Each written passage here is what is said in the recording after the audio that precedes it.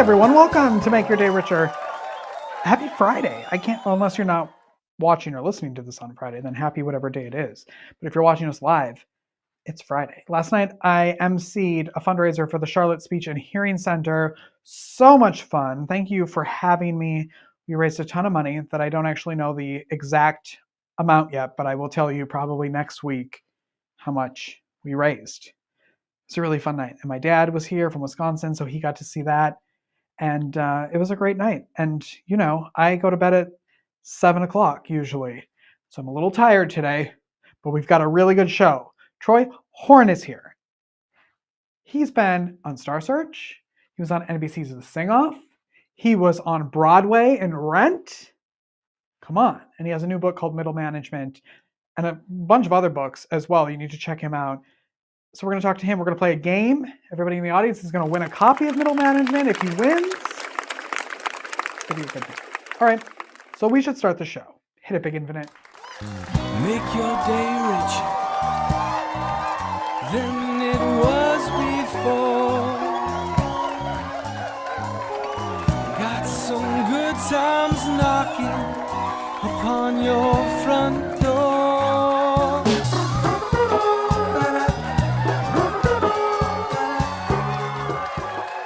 Troy, first of all, I love this whole show is based around creative, entertaining, artistic people, and you, singer, Yes. author, Broadway, Star Search. I mean, come on. What were you? Did you grow up as the kid who wanted to be on all of those things? Absolutely. And it's funny because, as a kid, kind of growing up, I wanted to do all those things. And so actually the Star Search thing is funny because I was a kid in high school. I think it was like my junior year or something like that. And they had a commercial on television and they said, we're having auditions down at whatever center it was in Houston. I was like, I've got to go. And everyone's like, it's a scam and don't do blah, blah, blah. And so I went down there with one of those old phones. If anybody remembers those old brass phones with the little things from a long time ago. They're like old fashioned ones. Like the Zach Morris phone, like that? Yeah. Okay. Well, no. It was like even like the 1940s looking replica copies. Oh. Anyway. Yeah. I went and did that and I sang I Just Called to Say I Love You with the phone in my hand and ended up getting the show. It was a really, really fun time. What year was this? It had to have been 92. Okay. Yeah. What was that experience like? How long were you on Star Search? How long did you last? Yes. And what was that like? So I flew to Orlando. They flew me out to Orlando and we did that show, which was also weird for a 17, 18-year-old by himself, which was my mom came out to visit. But anyways, I lasted for one episode. And let me tell you what the whole thing, that was my introduction to the entertainment business. And since it's been a long time ago, I can tell you what happened. So I get on there and I sing and I'm doing a great job. I think I got 3.25 stars or something like that. But before I go out on stage, the producer walks up to me and he goes, I just want you to know that you did a great job and to keep going no matter what happens. And he goes, because sometimes when things don't go the way they're supposed to, it's because we have, viewership things that we need to pay attention to, blah, blah, blah. Basically, the person that I was competing with was from England and I didn't know it then. I thought he was just like talking to me about some random stuff, but they needed to keep the viewers from across the country or across the pond engaged. I learned that as I continued throughout entertainment, that it's like, for any entertainers out there, sometimes it's about how many eyes can we bring to the show. So yes, reality TV is so real. Well, where's that person now? Do we remember their name? Is it Susan Boyle? Who is it? No, yeah, I don't remember his name. And he was great too. I mean, it wasn't like he was horrible. It was just like, it was definitely, sometimes as we're finding out, it's definitely how many people or what markets can you bring to our show as opposed to whether or not, you actually win or whatever. So that was always the goal from a kid, like entertainment. Yes. And then you end up on the Sing Off on NBC, which is a show I loved. Oh, Rent? Come on. Rent? yes, that was a fun. That was man. That was such a fun. That was such a fun show. Again, it's like I just want people to understand, and which is something I love people to understand. Like you can do anything that you want. It's going to be hard, and it's Mhm. going to be a lot of difficult times. Rent came on the back of me really wanting to see my kid, and I was putting it out into the universe. It was like I have a kid. I see him like an hour a day. I was working at Disney because I said, I want to be a full-time musician. So I was doing that, but I was only seeing my kid an hour a day because if you live in Los Angeles, it's like we were living in Burbank and Disney's in Anaheim, and Mhm. traffic is no joke. So that drive was like, a good hour and a half, 2 hour commute, with in traffic. So Ugh. I was like, I want to do something where I get to see my kid. So, anyways, I see Rent audition in the Backstage West, or it was Backstage West now. I think then it's like Backstage Now or something like that. And I go down there. I didn't know the musical at all. I saw, audition for a Broadway musical. Um, uh, and I looked it up, I guess, online or something like that. And I saw, I could play, a couple of parts because there are some characters in there I could play. Went down to audition. There were maybe 4 or 5 people in the room. And I was like, this is odd because it's for a Broadway show. Like, why are there only like 4 or 5 people like auditioning? Walk in, hand them my picture and resume. They go, can you go in the next 2 minutes? I was like, what? I haven't warmed up. I haven't done. Because you think, it's going to be a long line of people. Long story short, I walk in to do the audition. They call me back and they say, hey, we'd love for you to do the tour. And I told Beth, who was amazing at Telsey, she like changed my life. Anyways, I say, I don't really want to do a tour because that means I'm going to be on the road away from my kid. If you have anything that sits down, I'd love to do that. She goes, the only thing we have that sits down is a Broadway show. And I go, great. So if something opens up over there, just let me know. Otherwise, I don't want to move into another situation where I'm away from my family forever. Yeah. And she was like, okay. Because I mean, who says that? Yeah. A month later, she called and said, hey, the producers would like to see you. And I flew myself to New York, took a gypsy cab, as they were called back then, where it's like, we didn't have Uber back then. So it was like, just, so hopped in the cab, stayed in one of the most questionable hotels I've ever stayed in my life. I slept with all my clothes on because I was like, I didn't have any money. Yeah. So I'm like, and did the audition, got there, and really understood what they were looking for. There were a lot of really great singers, but because of all the stuff that I'd done before, I knew that they were looking for good singers, but they were looking for people that were more connected to the piece. So I connected to the piece because I was away from my kid, and it's a part where Collins is singing, I'll cover you because he just lost Angel. And I was like singing to missing my kid, and I'm like starting to tear up now from the whole thing, a little bit. But and really connected with the piece. A week later, they were like, we'd love to have you come do the show. And about a month after that, I was standing on Broadway stage as Tom Collins. How long did you do that for? I did it for a year. It's a long time. Yeah. I was going to do re-up for a year and a half, but, we creatives get antsy. It's a lot of work. A lot of work. A lot of time. That's the other thing. People understand 8 shows a week is work. Yeah. Yeah. So your family moved then from LA? You moved everyone? Oh, that's so great. Yep. Yeah. We lived in Montclair, New Jersey. And I took the, what's it called? New Jersey Transit in. It was a great time. It really was. Are you back in California now?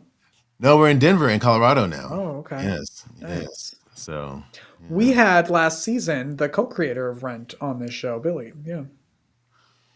Come on.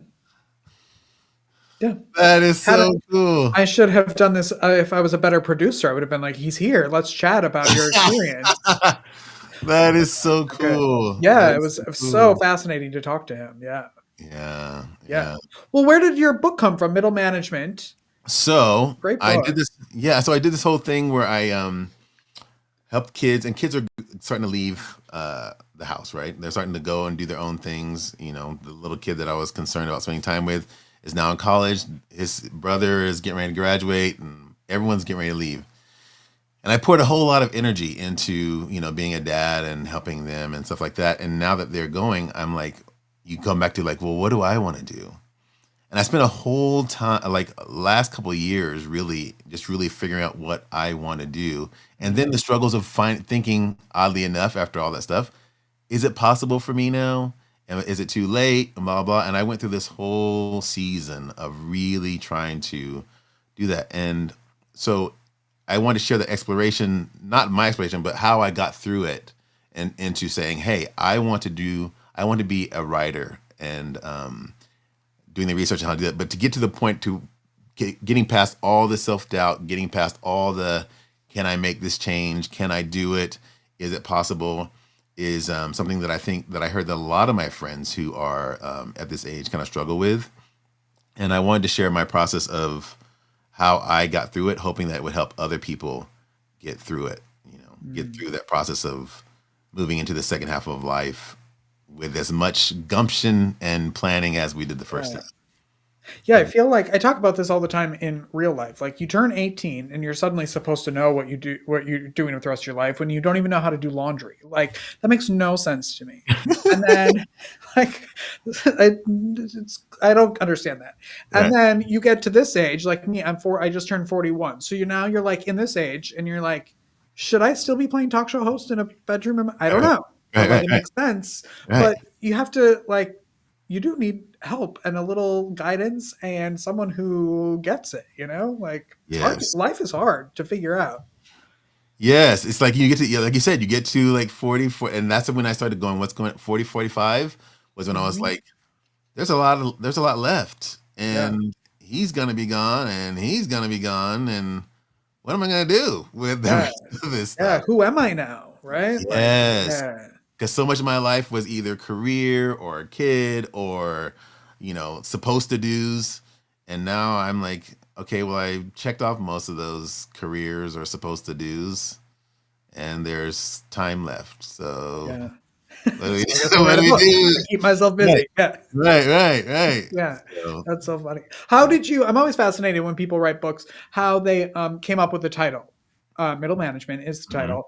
And if there was were there any other titles that you were playing with and how did you settle on that? There were actually. It's funny because the first one that I wanted to do was called Parent Trap, and I didn't use that one for obvious reasons because, you know, Disney kind of has a lock on that. Even though I did do some research and they have released the trademark for it. So I was like, but I don't want it to be just for parents because there are a lot of people who, you know, I've also talked to who aren't parents who are still going through this rediscovery in the second half. So that was that's Disney calling to say you can take it. Don't worry. Yeah.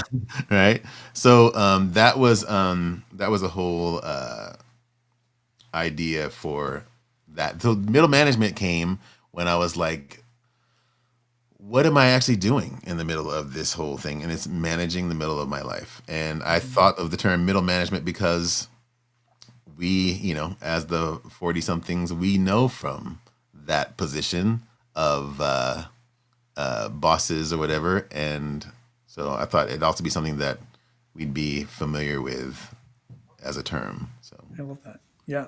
Is it for men and women? Is it more focused? Like, okay, good. Yeah, because I did some research on people that, you know, are our age who had the same thing happen to them, and just reading their stories was and learning and doing some research about their lives was really great to see that some pretty great people, pretty iconic people, change the direction of their lives after 40, after 45, some after 50, and it's like, okay. So it's really about making a choice. It's really about going, okay, what do I want to do? And then trusting that all that knowledge that we gain throughout the first 30, 40 years is applicable because it really is. It really is. Which is so true. Yeah. What are you working on now? Any plans that we can talk about? Well, so the big thing is, I'm releasing the book. That's like something I'm trying to teach my creative mind to stay focused Hmm. and do that.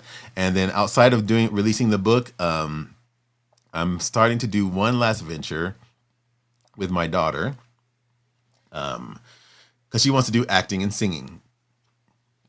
So I'm thinking about putting together a podcast and Oh, cool. like a little webinar with her about how we're going to navigate the new world of entertainment Yeah. for her. So I was going to ask about a podcast and why you don't have one, but then it's coming soon. So that's I all that matters. Yeah. yeah, I That's had good. one with my eldest son, and we were it was about basketball. It's called Hoop Chalk Basketball Podcast, and we interviewed a lot of really cool NBA stars and NFL stars, and so yeah, it was fun. Fun. What do you love most about your life right now? Woo! That is a very good question. Thank you. That is a You can very steal it for your podcast if you want. What's that? You can steal it for your upcoming podcast if you want. Right? Yeah. I think, honestly, the one thing that I love most about my life right now is just seeing my kids do their own thing. That's the big thing. Cause I'm still like in the beginning of my second half of the journey. So Mhm. to be completely honest, it's like I know where I'm going now, but there's still, like with anything when you begin, there are still scary moments. There are still, stressful moments, but it's good to have a direction. So Yeah. that part is stressful, but knowing that the kids are doing well is a good thing for me. Okay. What is the best way that people can connect with you out there in the world? Nice. The best way people that can connect with me would be on my YouTube channel. It's called Best Serving Author. It's Best Serving Author on YouTube. I also have TroyHorne.com, which will go live here in a little bit because it was live for a while. Then I had kids, and then it went unlive. But it's coming back live here in a couple of weeks. So TroyHorne.com, there'll be a contact form there as well to kind of see what's going on. So those are the two places. Okay, good. Before we leave today, will you play a game with me? Sure. Okay, good. And if you win, my entire non-existent studio audience gets a copy of your book, Middle Management. Hey, let's No do pressure. it. No, pressure. let's do it. All right, let me fire this up.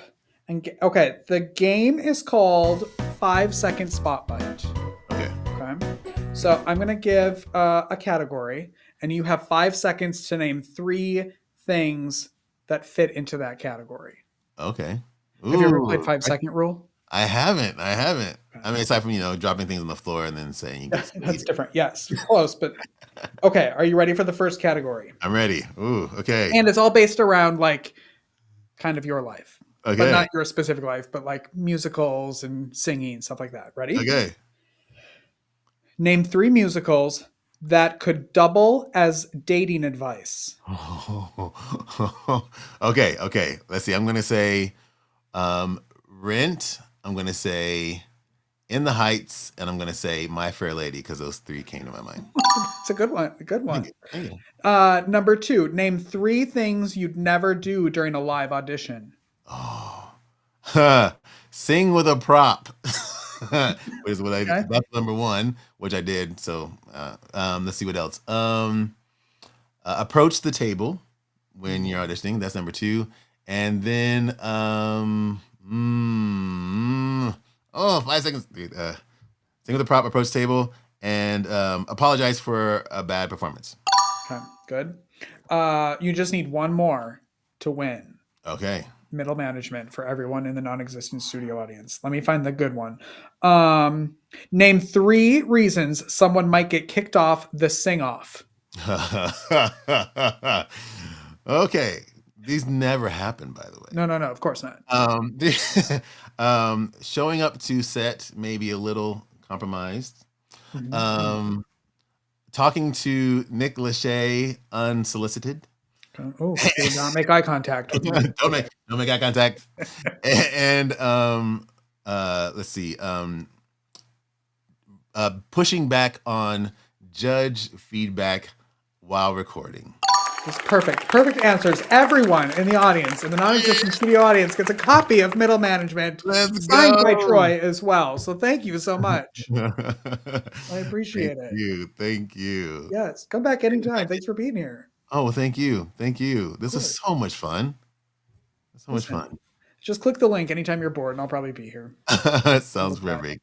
All right. All right. Thank you so much. Thank you. All right. Yeah. Bye, everyone. Don't go away. We'll be right back after this.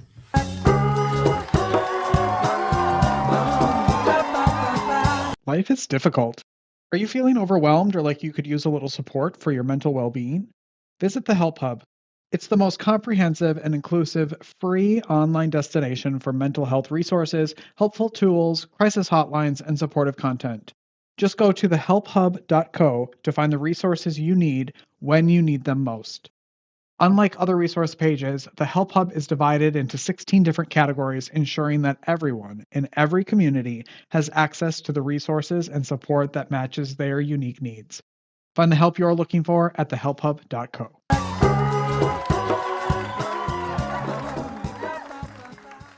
All right, that's our show. I'm going to go rest up. Tomorrow is Autumn Treasures in Waxhaw, North Carolina. So if you're around that area, 10 to 6 tomorrow, downtown and in the downtown park, full day, like a gazillion vendors, a ton of live music.